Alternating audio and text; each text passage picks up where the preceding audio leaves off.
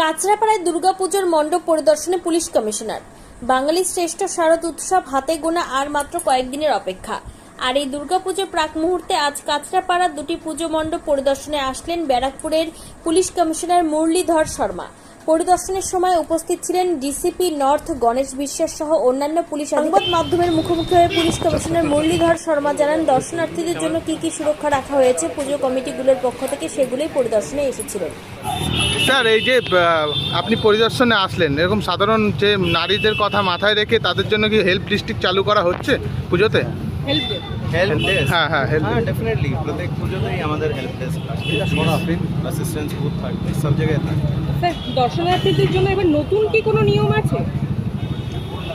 নতুন নিয়ম বলতে গেলে আমরা কয়েকটা জায়গায় যে সার্কুলেশন প্ল্যান যেটা আছে সেটা আমরা কয়েকটা জায়গায় ভালো করার চেষ্টা করছি।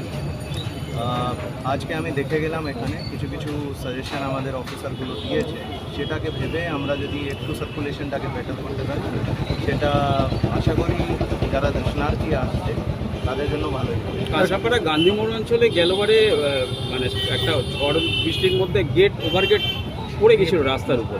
এটা দেখুন, পুজো কমিটিদের সঙ্গে আমাদেরকে আলোচনা করে একটা সিদ্ধান্তে আসতে হবে। কলকাতা শহরে এটা অ্যালাউ করা হয় না। এখানে আমি দেখলাম কয়েকটা জায়গায় ওনারা বানিয়েছেন।